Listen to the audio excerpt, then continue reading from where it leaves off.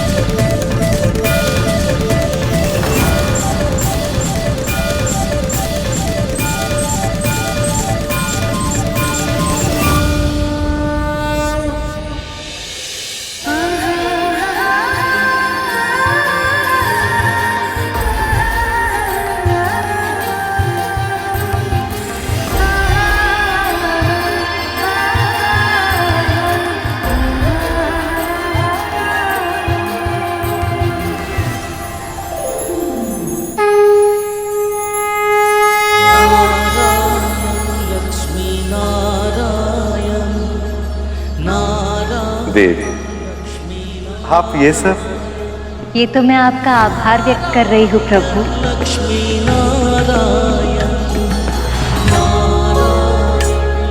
आज आपने मुझे सर्वश्रेष्ठ उपहार दिया है, गरुड़ और विंता को मुक्त कराकर। आज आपने अपना वचन पूर्ण किया।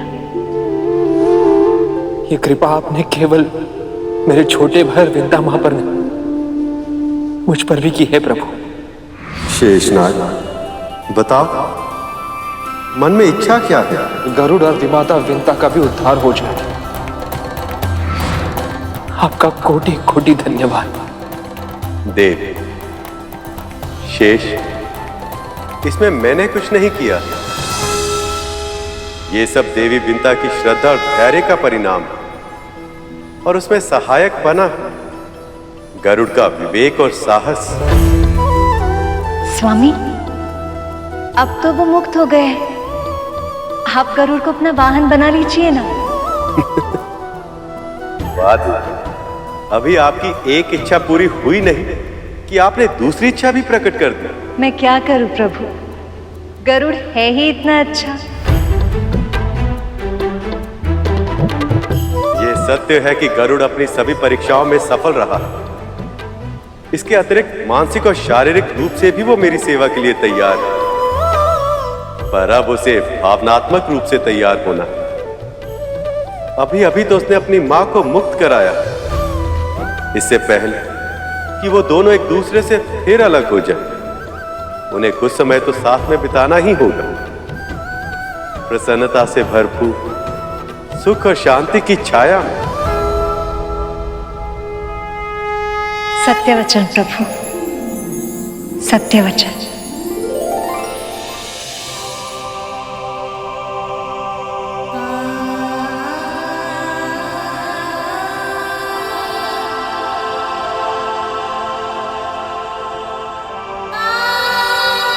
इस कुटिया के कण कण में कितनी स्मृतियां घुली हुई है ना मां, और उन सब में सबसे सुखद स्मृति है भगवान दत्तात्रेय की। दासत्व का जो दंश तुझे दिन प्रतिदिन दसता है, अब तुझे उस दासत्व से मुक्ति मिल जाएगी। उन्होंने यहाँ आना स्वीकार किया। कितने दिन इसी कुटिया में बिताए उन्होंने, और यही हमें वरदान भी दिया। और उनका वरदान फलीभूत हो गया। अब हम स्वतंत्र हैं मां।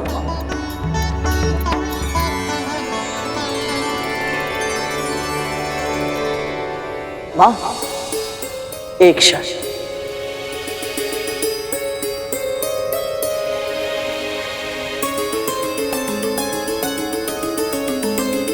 माता लक्ष्मी की ओर से ये उपहार आपके लिए मां।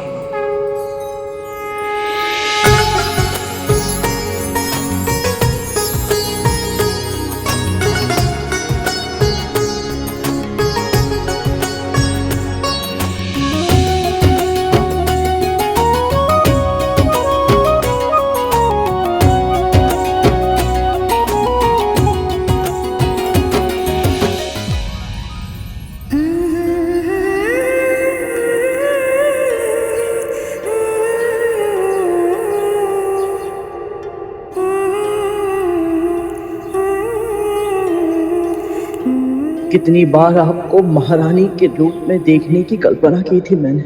आज मेरी इन आंखों ने जीवन भर का सुख एक साथ पा लिया माँ।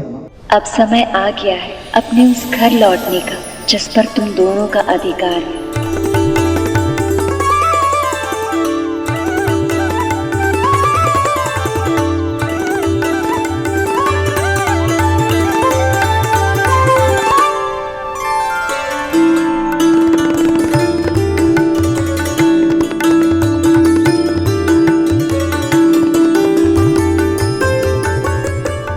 महारानी विंता की जय, राजकुमार गरुड़ की जय, महारानी विंता की जय, राजकुमार गरुड़ की जय, महारानी विंता की जय। आपके महल में आपका बहुत बहुत स्वागत है महारानी जी।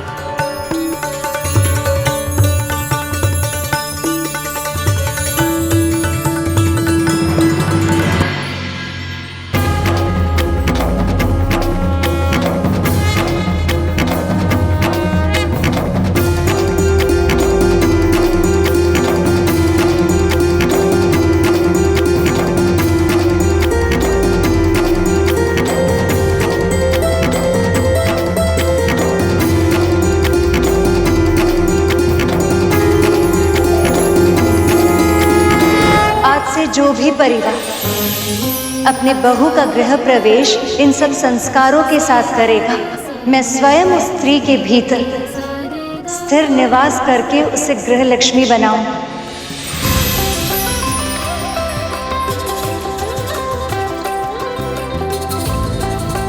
उसके शुभ हाथों से हल्दी के छाप उस घर के कष्ट और रोगों को मुक्त करेंगे।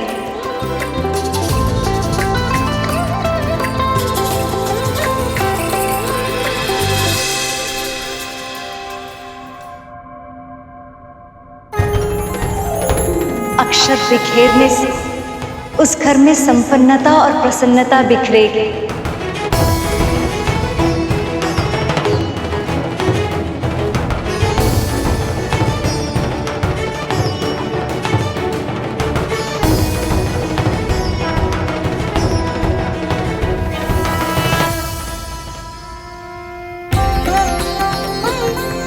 और आलते से रंगे हुए उसके पत्चे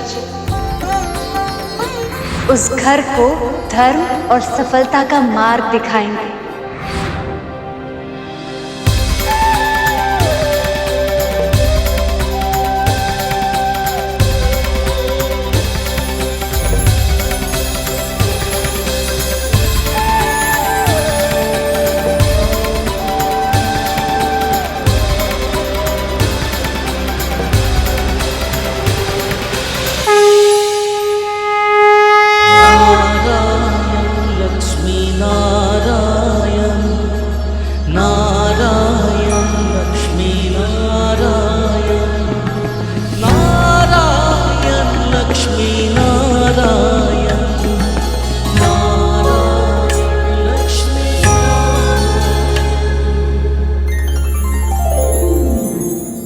गरुड़ ने असंभव को संभव कर दिखाया। उससे ना केवल अपनी मां को और स्वयं को मुक्त करवाया बल्कि विष्णु से नागों को दंड दिलवाकर उनकी जीत के 2 भाग भी करवा दिए। बस इतना ही पर्याप्त नहीं था, नागों को अपने जैसे मांसाहारी पक्षियों का आहार भी घोषित करवा दिया। विष्णु ने हमारे साथ भी छल किया है और कद्रू के साथ भी। हमें इसका प्रतिशोध लेना होगा बलि। लेंगे मां, इसका प्रतिशोध अवश्य लेंगे। मैं एक बार गुरुदेव आज्ञा का पालन ना करने की भूल कर चुका हूं मां, अब दोबारा नहीं करूंगा। असुरों ने अपने गुरु की आज्ञा की अवहेलना का परिणाम देख लिया है। अब ये ऐसी भूल भविष्य में नहीं करेंगे। प्रभु, मां, मैंने कभी स्वप्न में भी नहीं सोचा था इन हाथों में दास्ता की बेड़ियां नहीं लटकी होंगी। आपकी कृपा से यह संभव हो पाया। वो भी इतनी शीघ्र। आपका बहुत बहुत आभार। जानता है गरुड़, मैं तो इस जन्म में मुक्त होने की आशा ही छोड़ चुकी थी। दास्ता को ही अपनी नियति मान चुकी थी मैं, पर तूने मेरी बेड़ियां तोड़ने का संकल्प लिया और उसे पूरा भी कर दिखाया। आपने मेरे और अरुण भैया के लिए कितनी पीड़ा भोगी है माँ, कितना कुछ सहा है। फिर आपके साथ अन्याय होते देख मैं शांत कैसे रह पाता। तेरी अशांति से मुझे भय लगता था गरुड़, इसलिए तो मैं तुझे रोका करती थी। पर कहीं ना कहीं मैं जानती थी तू अपनी हट कभी नहीं छोड़ेगा। मुझे मुक्त कराने के लिए हर संभव असंभव कार्य करेगा तू, और तूने किया गरुड़। मुझे मुक्त करा लिया तूने।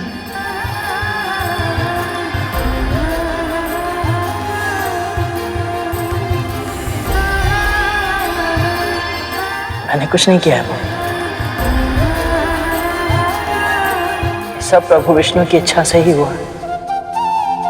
मैं तो केवल माध्यम बना, और सत्य तो ये है कि ये सब आपकी तपस्या का फल है माँ।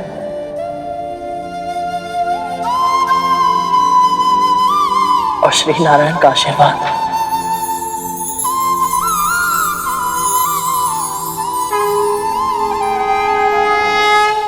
इससे कोई अंतर नहीं पड़ता कि नागों या अन्य प्राणियों के साथ क्या हुआ। मेरे लिए असुरों का हित सबसे अधिक महत्वपूर्ण है, इसलिए मैं बस गुरुदेव शुक्राचार्य की आज्ञा का पालन करूंगा। गुरु पर श्रद्धा ही सफलता की पहली सीढ़ी होती है महाराज। यदि आप मेरे सुझावों का पालन ऐसी ही श्रद्धा और दृढ़ता से करते रहे तो आपको न केवल अमृत प्राप्त होगा, इसके अतिरिक्त और भी बहुत कुछ प्राप्त होगा आपको।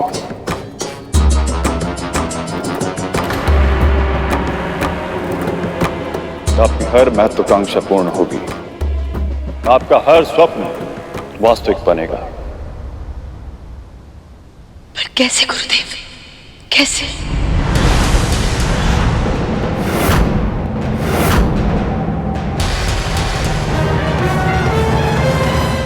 इस प्रसन्नता के अवसर पर भी तुझे स्मरण है कि जो हुआ है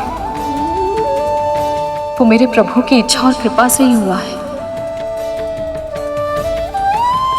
मुझे तुझ पर और तेरी विनम्रता पर गर्व है गरुड़।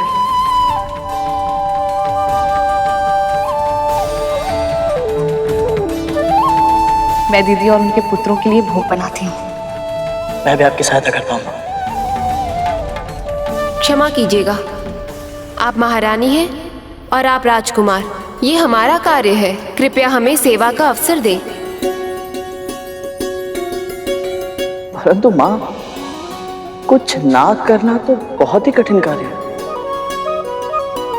जीवन की इस नई व्यवस्था से तालमेल बैठाने में समय लगेगा गरुड़।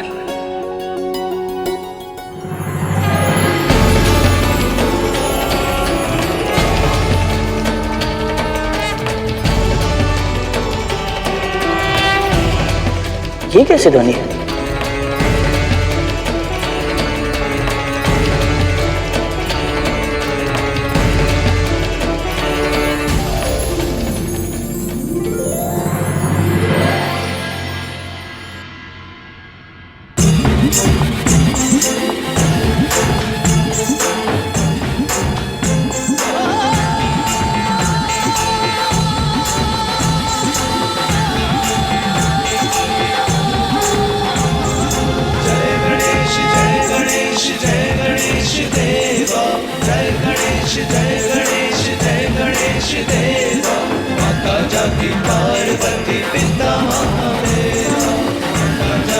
ये क्या हो रहा है माँ?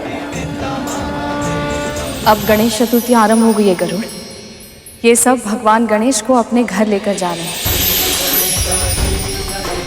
इस अवसर पर इनकी स्थापना अपने घर में ही करके इनकी कथा सुननी चाहिए और पूरे मन से इनकी पूजा करनी चाहिए। माँ, अभी अभी हमें दास्ता से मुक्ति मिली है, हमारे सभी विघ्नों का नाश हुआ है। तो क्यों ना हम भी विघ्न विनाशक गणेश की पूजा करें?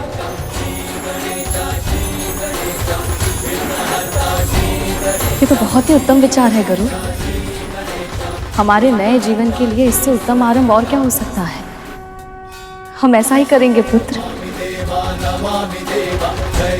विघ्न विनाशक, लंबोदर, वक्रतुंड, गजानन महाराज गणेश की पूजा हम अवश्य करेंगे।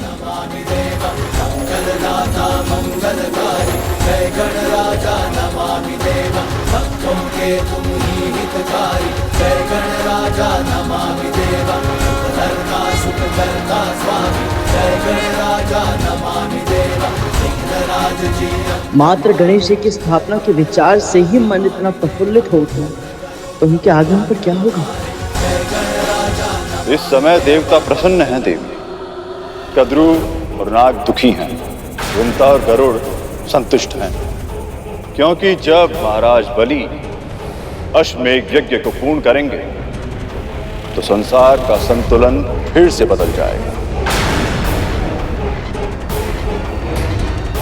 भले ही आज विष्णु जीत गए हैं, किंतु जैसे ही महाराज बलि का यज्ञ पूर्ण होगा, तीनों लोकों पे उनका शासन होगा। त्रिभुवन के सुख, समृद्धि और ऐश्वर्य का हर साधन उनके पास होगा।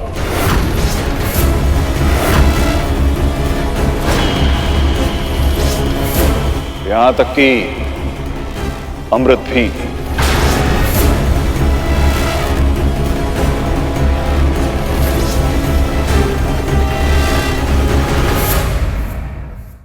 गुरुदेव, आपकी सहायता के कारण ही न केवल गरुड़ हमें मुक्त करा पाया, बल्कि ऐसे अकल्पनीय कार्य करते समय धर्म का पालन भी कर पाया।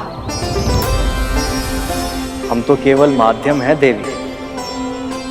जो होता है प्रभु विष्णु की इच्छा से ही होता है। हमने केवल इसकी कुंडलिनी को जागृत किया है देवी, पर धर्म के पालन के लिए आवश्यक संस्कार वो तो इसे आपने ही दिए। इसीलिए तो कहते हैं कि हर शिशु की पहली गुरु उसकी मां ही होती है।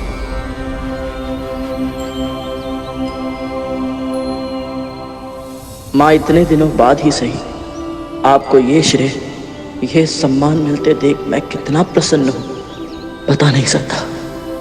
गुरुदेव, आपके मार्गदर्शक के लिए बहुत बहुत धन्यवाद। परंतु एक विनती है आपसे।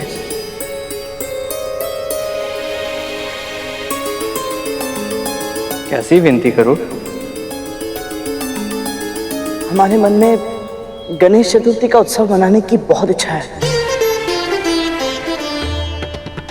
और हम सोच रहे हैं कि यदि आप दोनों इस पूजा के लिए पुरोहित कर्म करना स्वीकार कर लें तो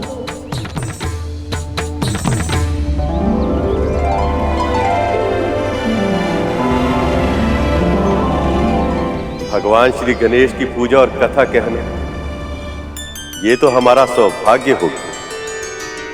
हम ये पूजा अवश्य करेंगे।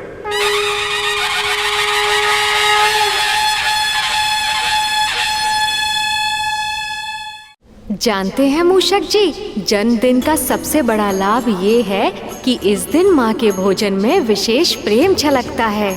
मैं ये जानने के लिए व्याकुल हूँ कि माँ आज क्या पका रही हैं, पर उन्होंने तो मुझे भीतर प्रवेश करने से ही मना किया हुआ है। आपकी इच्छा पूरी ना हो तो आपके इस भक्त के होने का लाभ ही क्या प्रभु। मैं बस अभी गया और अभी आया। गणेश अवश्य ही ये स्वादिष्ट भोजन खाने को आतुर हो रहा होगा।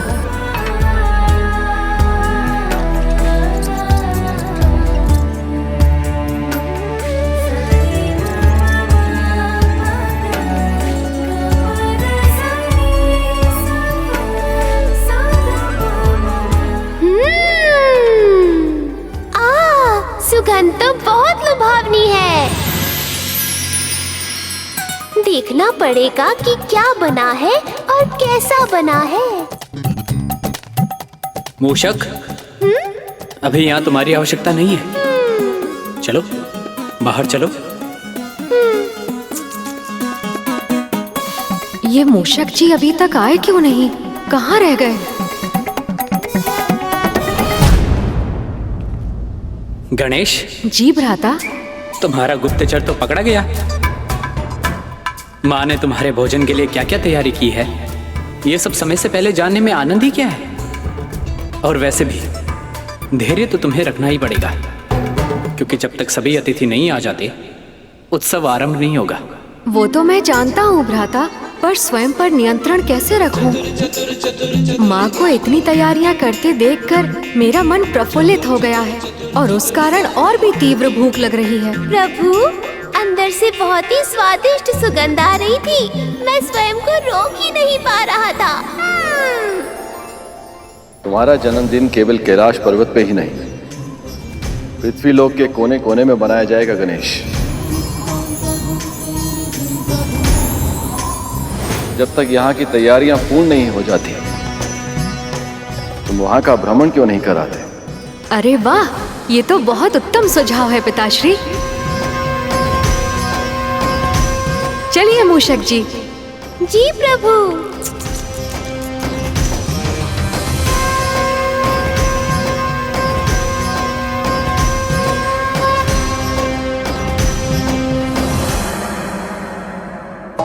गुरुदेव, पंडाल भी बन गया और मंच भी सज गया।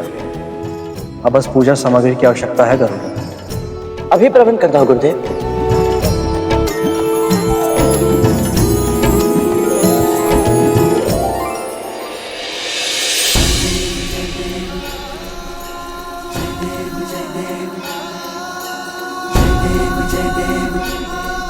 कितनी शुभतापूर्ण आरंभ हो रहा है हमारे इस नए जीवन का।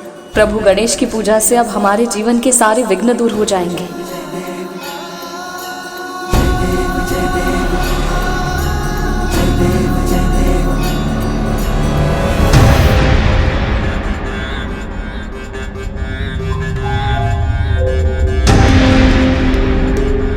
न जाने क्यों आज ये हाथ सध ही नहीं रहा। कभी कान ठीक से नहीं लग रहा तो कभी सूंड ठीक से नहीं बैठ रही। हे गणपति, सहायता कीजिए। यदि मन में विचारों का प्रवाह इतनी तीव्र हो, तो हाथ कैसे सदेगा देव? ईश्वर को साकार करने के लिए स्थिर चित्त की आवश्यकता होती है।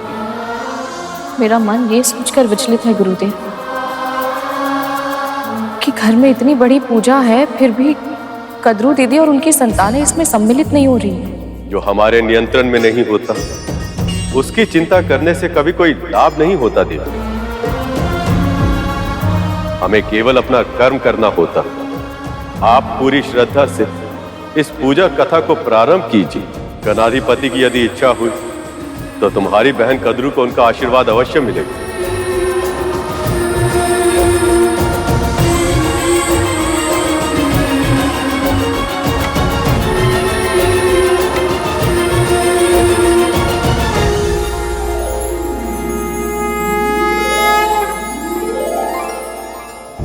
जैसे तुमने मेरी भक्त देवी बिंता के साथ छल करके उन्हें अपनी दासी बनाया था, वैसे ही मैंने भी लीला करके इन्हें मुक्त करवाया।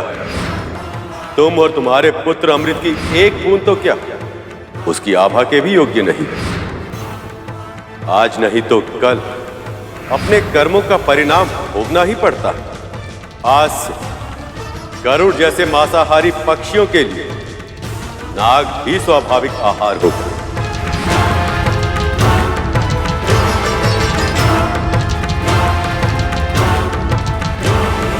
महारानी, आपके मस्तक की पीड़ा के लिए औषधि का लेप।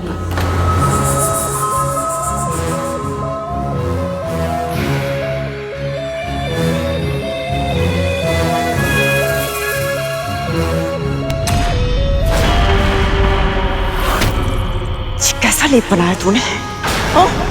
इतना अधिक कपूर डाल दिया कि मेरे नेत्र जलने लग गए। और किस तीव्र गति से तू दबा रही थी, मेरा मस्तिष्क फट गया। कल बिंता को देखा है, दबाते ही सारी पीड़ा दूर हो जाती थी, और तू है कि? क्षमा कीजिएगा महारानी, पर मैं महारानी विंता नहीं। मैं चाहूं तो भी उनके जैसी नहीं बन सकती।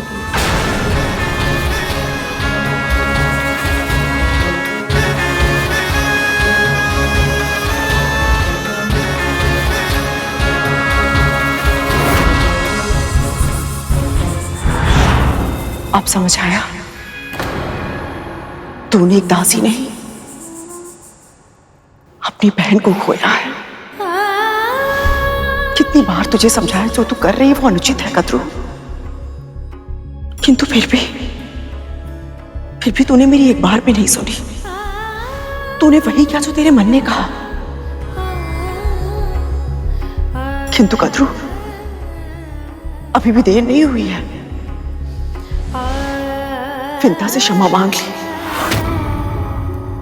और अपनी बीच की दूरियों को सदा सदा के लिए समाप्त कर दे। भगवान गणेश की पूजा तुम दोनों के जीवन में नया अध्याय लेकर आएगी। यदि तू अपने पश्चाताप के जाल में नहीं फंसना चाहती है तो उठ और क्षमा मांग विंता से। उठ कद्रू। तुम्हें क्या लगता है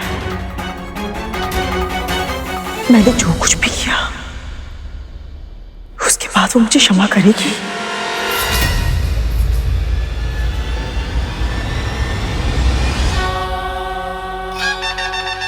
ये ध्वनि कैसी है? लंबोदर भगवान गणाधिपति गणेश की जय। प्रभु गणेश की जय। लंबोदर भगवान गणाधिपति गणेश की जय। सारा उदर में समायो। लंबोदर भगवान गणाधिपति गणेश की जय। संकट है जब कोई आयो, महिमा से अपनी प्रभु ने बचायो। लंबोदर लंबोदर लंबोदर लंबोदर हे विघ्न हरता बुद्धि विधाता, जय जय गजानन हे सिद्धिदाता। लंबोदर लंबोदर हे विघ्न हरता बुद्धि विधाता, जय जय गजानन हे सिद्धिदाता। लंबोदर लंबोदर बुद्धि और विद्या के तुम ही हो दाता, है ज्ञान भंडार तुम में समाता। प्रेम से जाप प्रभु का है गाता, मोह माया से है। समय हो गया है महारानी, आइए देख। विघ्न हरता बुद्धि विधाता, जय जय गजानन हे सिद्धिदाता। लंबोदर लंबोदर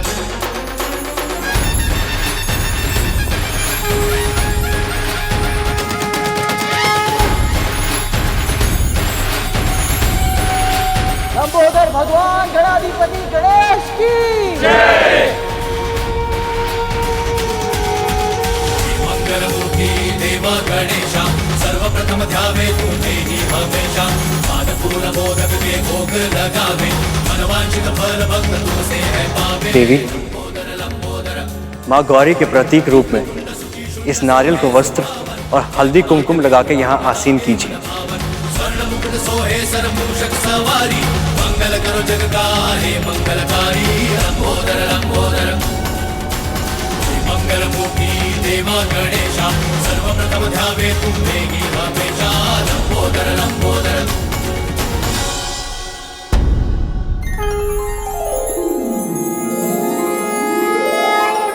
अभी ये मूर्ति पार्थिव मिट्टी से बनी और मिट्टी के समान,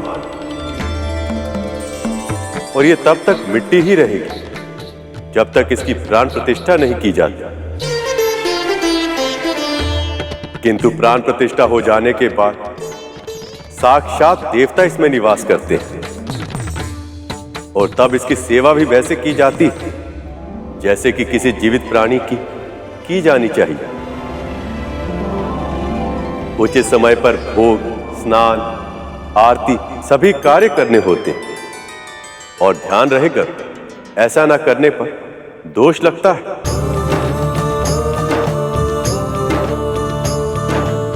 भगवान की सेवा करना तो परम सौभाग्य की बात है गुरुदेव। अब और प्रतीक्षा करना कठिन है, कृपया शीघ्र ही प्राण प्रतिष्ठा कर दीजिए।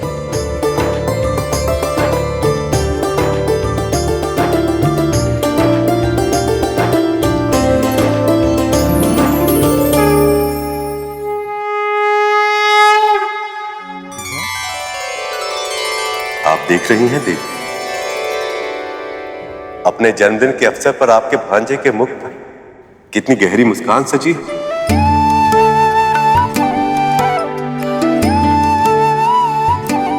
मुस्कुराहट गहरी अवश्य है और साथ ही अर्थपूर्ण भी। और इसका क्या कारण है, ये रहस्य तो गणेश स्वयं ही बताएंगे। भगवान की मुस्कुराहट का एक ही रहस्य होता है मामी श्री, भक्तों की प्रसन्नता।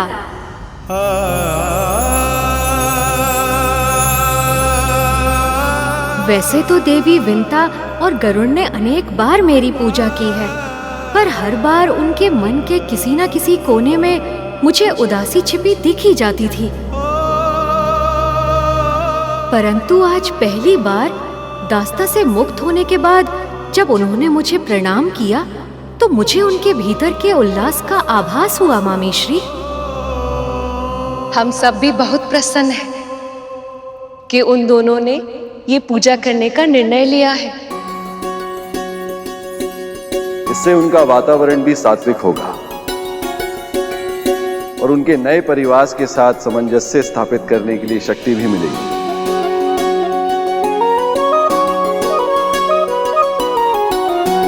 हे गणाधिपति, हम सभी की ओर से जन्मदिन की बहुत बहुत बधाई स्वीकार कीजिए। इतने समय से असुरों का शासन होने के कारण न केवल देवलोक में बल्कि पृथ्वीलोक में भी उदासी छाई हुई थी, पर अब गणपति का जन्मदिन मनाकर सभी स्थानों पर प्रसन्नता छाएगी। शुभ का आगमन होगा और सभी विघ्न बाधाएं अपने आप दूर हो जाएंगे। अभिषेक संपन्न हुआ।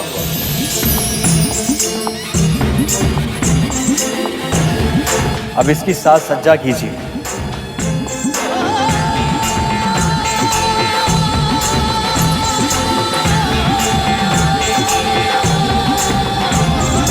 जय गणेश जय गणेश जय गणेश देवा, जय गणेश जय गणेश जय गणेश देवा। माता जाति पार्वती पिता महादेवा, माता जाति पार्वती पिता महादेवा। पुत्र, ये तुम्हारे लिए।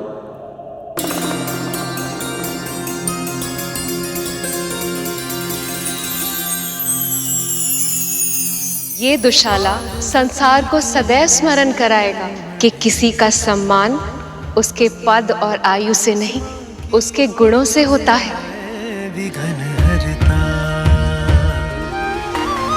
अद्भुत बालक फरमा प्रेम लुटाती, प्रथम देवता जग में उसे बनाती।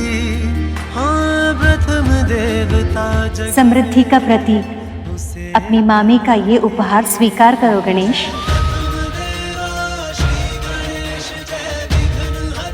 मेरी ओर से ये पुस्तक स्वीकार कीजिए, समस्त संसार के ज्ञान की स्रोत है।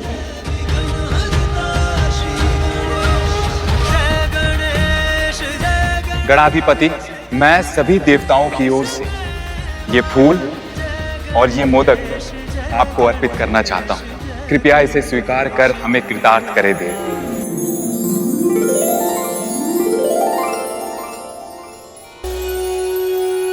ये ले गणेश, तेरे प्रिय मोदक। क्या हुआ?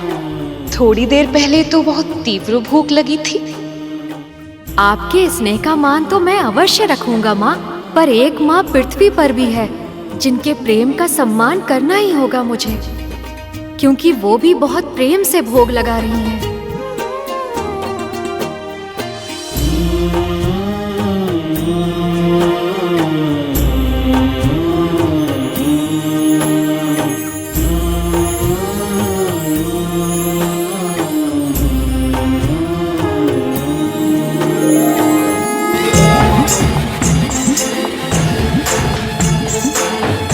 गणाधिपति ने आपका निमंत्रण स्वीकार कर लिया है देव। अब ये भोग प्रसाद बन चुका है। भक्त वत्सल महागणाधिपति गणेश की जय। भक्त वत्सल महागणाधिपति गणेश की जय। ले।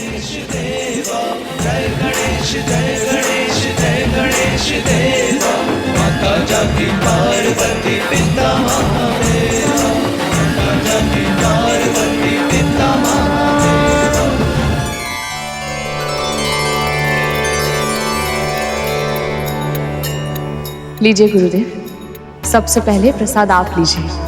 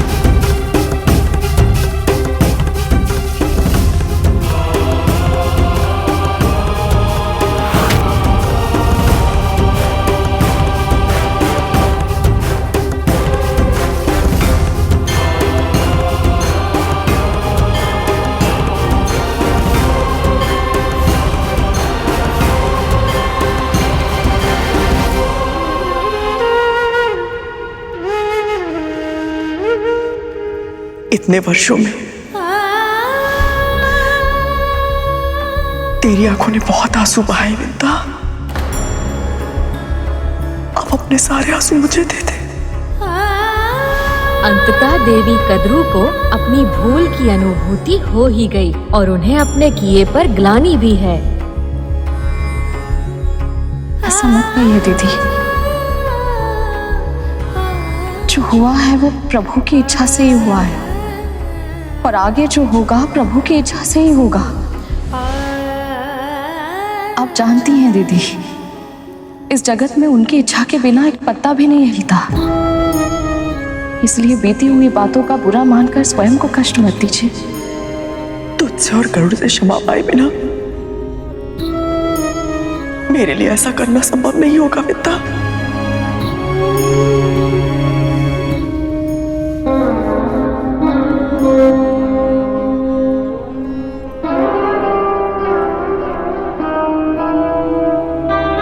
बड़ी माँ, माँ ने तो आपको कभी दोषी नहीं माना।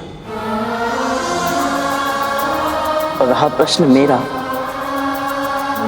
तो आप मेरी बड़ी माँ हैं। यदि भावनाओं में बहकर मैंने आपके हृदय को चोट पहुंचाई है, आपको कष्ट दिया है, तो आपसे क्षमा मांगता हूं।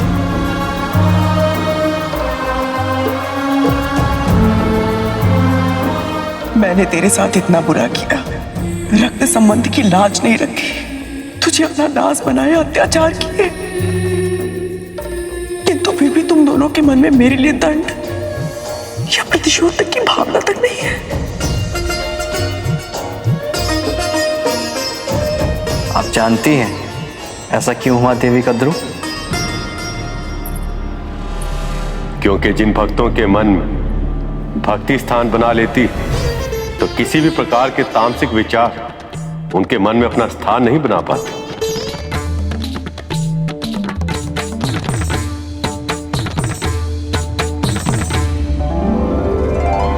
आइए दीदी।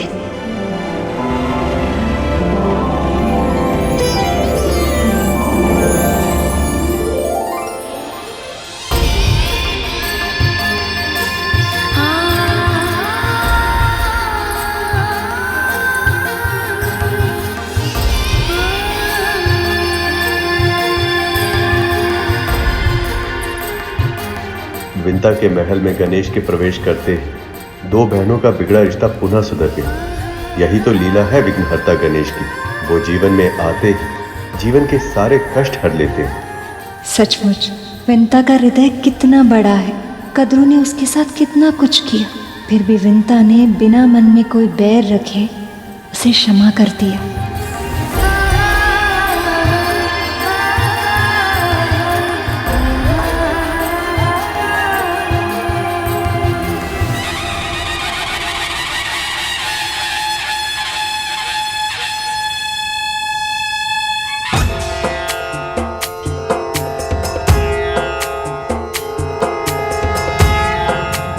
बड़ी माँ, अब आप निश्चिंत हो जाइए और हमारे साथ स्वयं प्रभु विष्णु के अंश अवतार गुरुदेव नर और गुरुदेव नारायण से प्रभु गणेश के जन्म और उनकी महानता की कथा सुने। यह अनुभव बहुत अद्भुत होगा बड़ी माँ।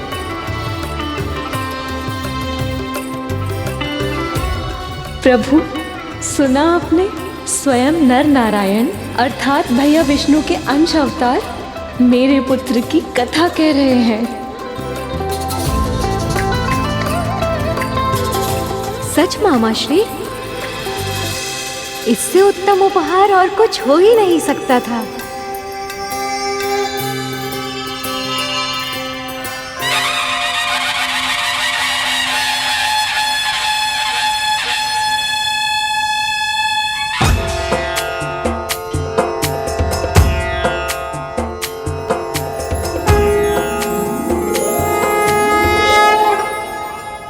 गुरुदेव, मुझे प्रभु गणेश के बारे में बहुत कुछ जानने का मन है। जैसे इनका मुख हाथी जैसा क्यों है? मैंने माँ से सुना था कि स्वयं महादेव भी उन्हें जन्म केवल पहचान नहीं पाए थे। और हाँ, इन्हें प्रथम पूजनी क्यों कहा जाता है? विघ्नहर्ता, ये विघ्नहर्ता क्यों है गुरुदेव? मैं सब कुछ जानना चाहता हूँ गुरुदेव। ये भी कि मूषक इनकी सवारी कैसे बने और इन्हें दुर्वा घास और मोदक का भोग क्यों चढ़ाया जाता है? आज तुम्हारे सभी प्रश्नों का उत्तर मिलेगा गरुड़। और उसके साथ ही हम सभी को मिलेगा जीवन की अनेक समस्याओं का समाधान। इसलिए आप सब पूरे मनोयोग से श्री गणेश की कथा को सुनो।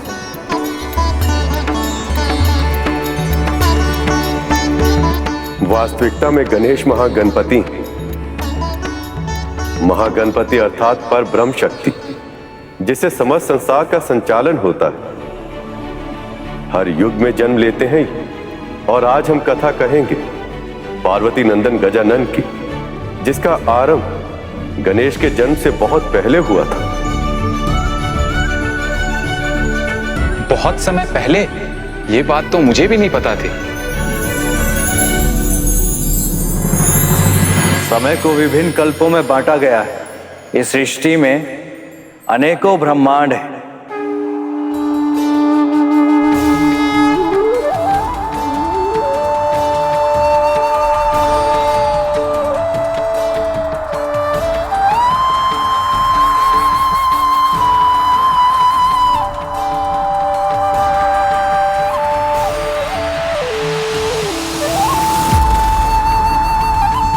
और हर ब्रह्मांड में जीवन का संचालन उसी प्रकार होता है जैसा इस ब्रह्मांड में हो रहा है।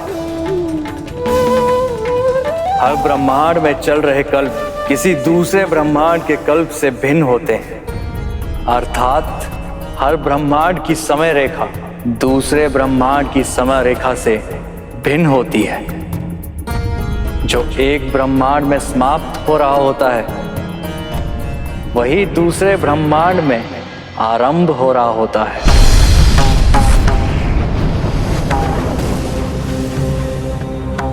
ऐसे ही एक समय की बात है। देवी पार्वती ने प्रभु नारायण के श्री कृष्ण अवतार की मनमोहक बाल लीलाओं को देखा तो वो बहुत प्रसन्न हुई। उस नटखट नन्हे बालक के कौतुक, उसकी क्रीड़ाओं ने देवी पार्वती के मन में मातृत्व के भाव को जागृत कर दिया था। अद्भुत बालक परमा प्रेम लुटाती, प्रथम देवता जग में उसे बनाती। पार्वती, आप ये वस्त्र किसके लिए तैयार कर रही हैं? अपने पुत्र के लिए प्रभु, और किसके लिए? परंतु कार्तिकेय तो योद्धा है, कवच के स्थान पे ये झबला कैसे पहनेगा वो? कार्तिकेय का तो जन्म ही योद्धा के रूप में हुआ था प्रभु। उसके बाल्यावस्था का आनंद तो मैं कभी ले ही नहीं पाई। पर जब माँ देवकी और यशोदा मैया को कृष्ण जन्म के बाद उनके बचपन का आनंद लेते देखा तो मेरे भी मन में एक इच्छा जागृत हो गई है प्रभु। मैं भैया विष्णु के अवतार कृष्ण जैसा ही एक बालक चाहती हूँ जिसे मैं गोद में खिला सकूं। मैं उसके लिए लोरियां गाना चाहती हूँ प्रभु। ममता के रस में डूबकर उस अद्भुत आनंद का अनुभव करना चाहती हूँ जिसका सौभाग्य मुझे अब तक नहीं मिला। तब तो आपको पुण्यक व्रत रखना होगा देवी। पुण्यक व्रत पूर्ण करने से देवी पार्वती को मन चाहे संतान की प्राप्ति हो सकती है। पुण्यक व्रत? आप अचानक से उदास क्यों हो गई देवी? जब मैं आपको पति के रूप में पाना चाहती थी तब मैंने आपके लिए 1 सहस्त्र वर्षों तक तपस्या की थी प्रभु। क्या मुझे पुत्र प्राप्ति के लिए इतनी लंबी प्रतीक्षा करनी होगी महादेव?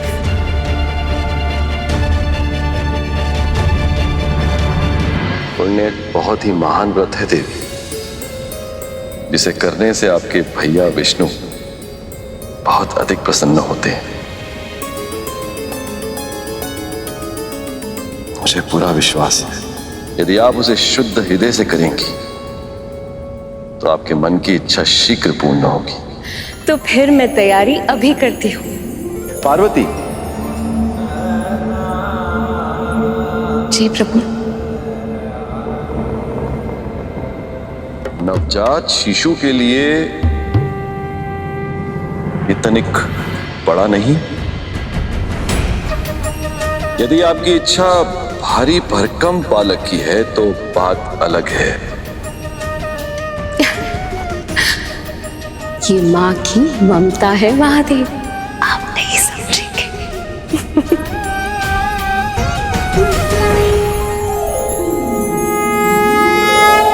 ओम नमः शिवाय। ओम नमः शिवाय। ओम नमः शिवाय। ओम नमः शिवाय। ओम नमः शिवाय। ओम नमः शिवाय। ओम नमः शिवाय। पर जहां जन्म होता है वहीं कहीं आसपास मृत्यु भी छिपी होती।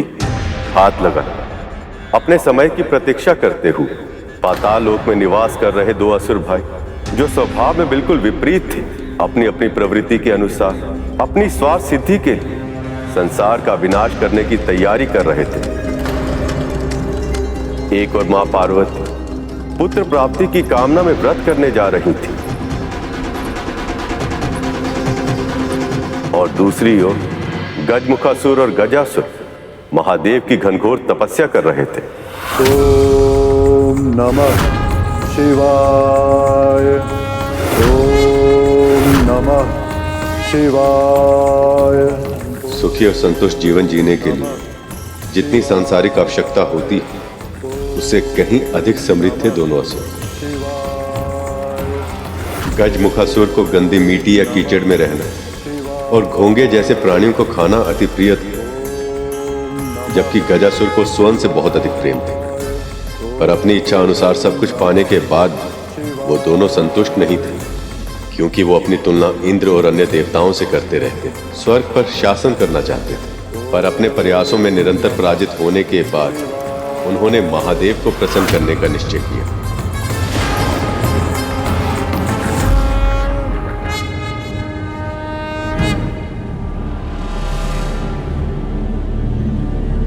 पार्वती। नंदी, मैं व्रत की तैयारी करने जा रही हूँ, किसी को इस ओर आने मत देना। जी माँ।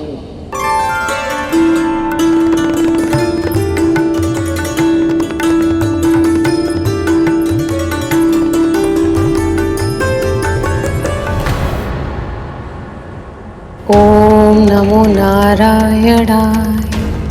ओम नमो नारायणाय। ये तो प्रभु हैं और वो इसी ओर आ रहे हैं। माता ने किसी को भी भीतर प्रवेश करने से रोकने का आदेश दिया था, किंतु मैं प्रभु को कैसे रोक सकता हूँ?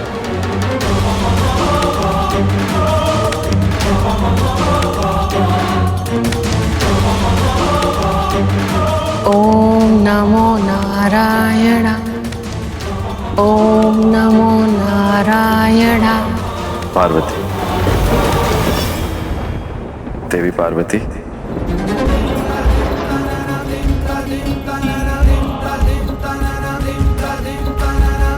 प्रभु आप?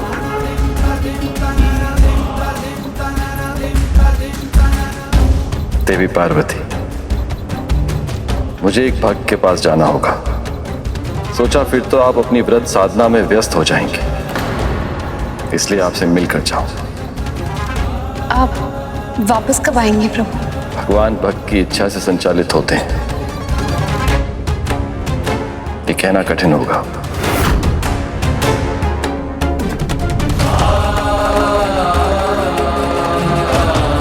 जब मेरी पूजा समाप्त होगी तो महादेव मेरे साथ नहीं होंगे। ऐसे में मुझे पुत्र कैसे प्राप्त होगा? नंदी, नंदी,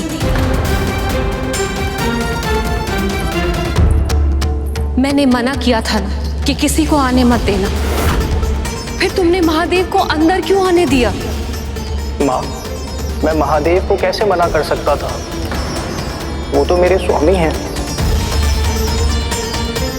महादेव नंदी के स्वामी हैं, सभी शिवगणों के स्वामी, इनके आराध्य, इनके अपने। तो फिर इस कैलाश पर कोई ऐसा भी तो होना चाहिए जो मेरा हो, मेरा अपना, जो केवल मेरी आज्ञा का पालन करे। उस समय देवी पार्वती को पता ही नहीं था कि उनकी ये इच्छा उनके पुत्र के प्राणों को संकट में डाल देगी।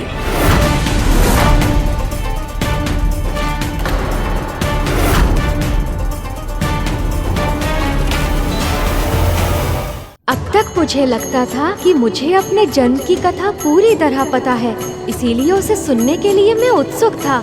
पर अब ये नई बातें कहकर इन्होंने मेरी उत्सुकता को और भी अधिक जागृत कर दिया है। ये कथा तो मैं भी जानना चाहता हूँ माँ।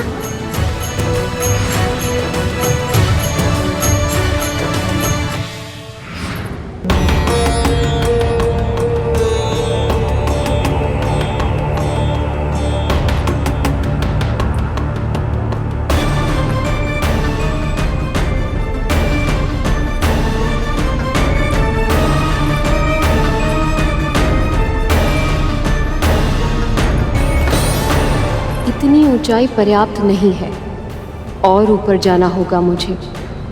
ऐसा एकांत स्थान ढूंढना होगा जहां देव, दानव, मानव, गंधर्व या कोई भी अन्य प्राणी मेरी तपस्या में विघ्न ना पहुंचा पाए।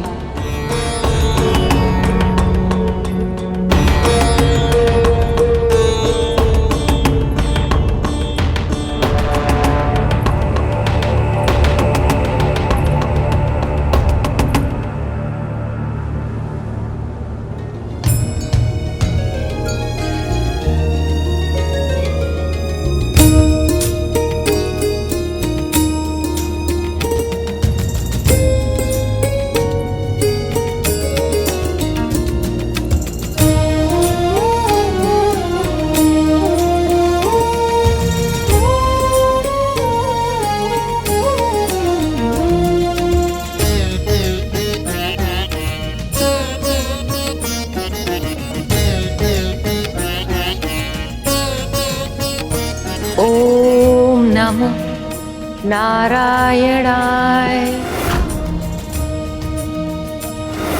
ओम नमः शिवाय। ओम नमः शिवाय।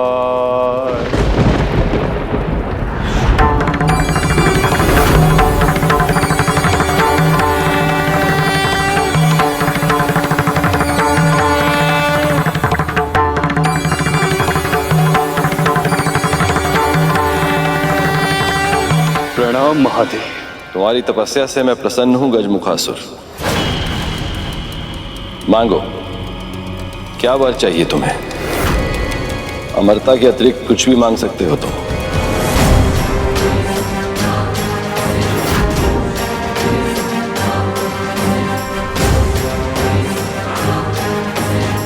तो उचित है महादेव, मुझे वरदान दीजिए कि मेरी मृत्यु केवल उसी के हाथों हो पाए जिसका जन्म केवल और केवल माता से हुआ हो। ओम नमः नारायणाय। जिसके पिता ने स्वयं उसका शीश काटकर पुनः जोड़ा हो। ओम नमः नारायणाय। और जिसका तन तो सामान्य हो किंतु उसका शीश हाथी का हो।